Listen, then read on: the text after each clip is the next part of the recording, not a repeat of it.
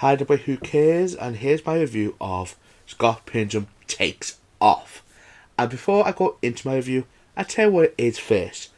Basically, this animated series is based on the famous graphic novels and a very underrated movie called Scott Pilgrim vs. the World, which is a live adaptation of the graphic novels. And also a nice little touch. All the live acting actors are back in this animated series, voicing the characters. Now, what I think of it? I think it's fucking amazing. I love it. But before I go into that, I need to address the elephant in the room. As some people might not know this, but it's not what we think it's going to be. Now, we saw this quick first to explain that.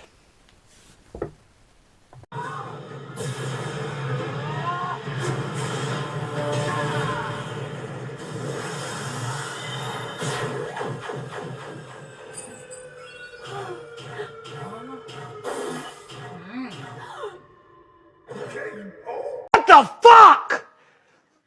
What the fuck? What the fuck is this world? What have they done to us? What did they do that? You see that right? Now, the first episode of the song plays the graphic novel to a TV, so there's some changes, but it follows the graphic novel to the T. Now, once you got to that scene with the first ex-Townsend Scott, and Scott dies, or does he? This is the thing now. The rest of the series focuses on Ramona Flowers looking for answers, believing that he's still alive.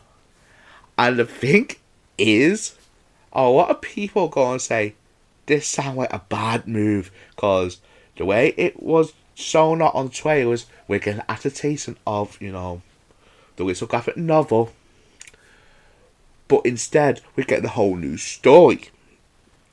And especially with a title called Scott Pilgrim, he's barely in it. But at the same time, the title is smart too. Because it's called Scott Pilgrim Takes Off. You get it? He takes off. It's about him gone missing. And the mystery behind it too. And that does play a big part in this too. And also, just another thing too, it could just hide off the little graphic novel, which I thought it would have done, but no, it didn't. There's scenes like this I want to show off. Hey. Hi. You know Sonic the Hedgehog? You probably know this, but in the early 90s, there were two different Sonic cartoons airing at the same time. One was dark and dramatic, the other was a hilarious comedy about chili dogs. And the same guy played Sonic in both shows. Isn't that wild? The same guy played two different versions of the same guy? Maybe you didn't watch cartoons, or...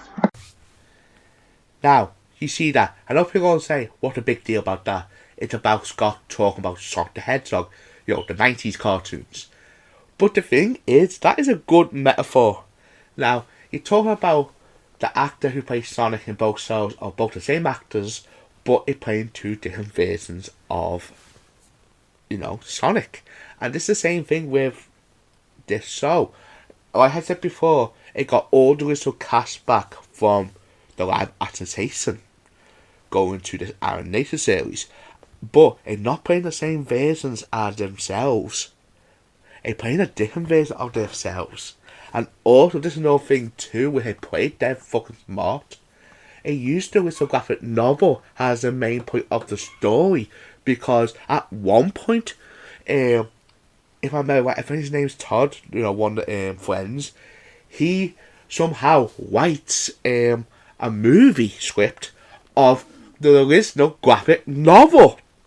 And later on, that graphic novel becomes like a musical play. Which again, it's fucking genius too. And plus, in the last 3 episodes,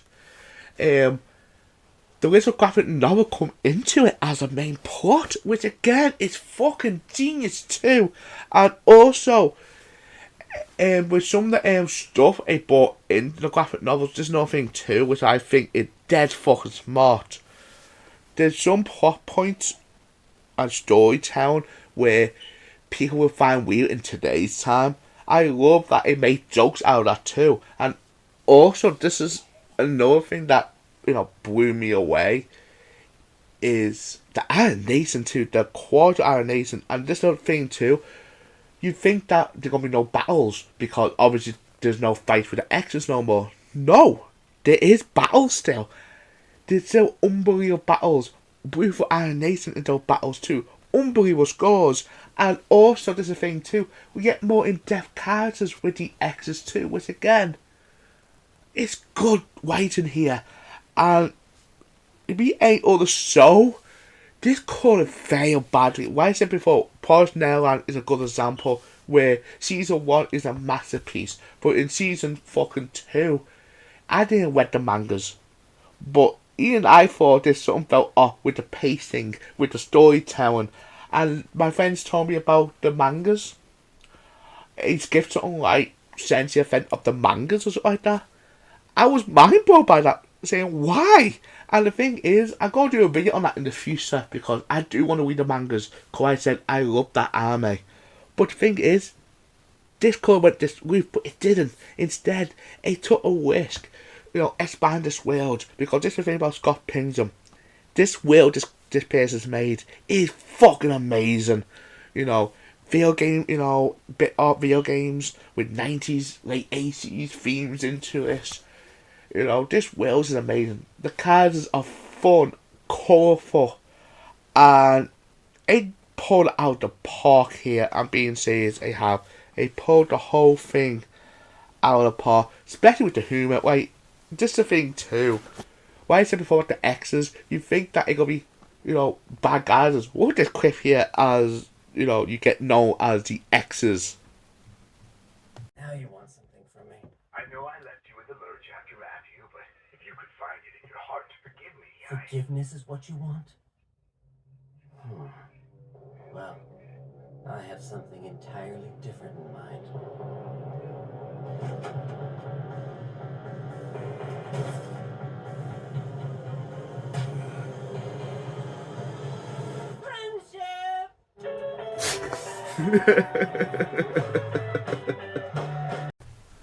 Why just seeing there? The humour's there, everything's there, and I think it is a shock to you. And I know people gonna argue about this, but I don't care. I think this blew me away. This took a good gamble, and I'm mind blown by it. Now, is the marketing bit bad? Yeah, in a way. Why is it before there was more marketed as, adaptation as, the little graphic novels. But the thing is, I know people point me out on Twitter saying that, yeah, but the little creator came out and said it. But again, I don't follow all news on Twitter all the time or on, web pages.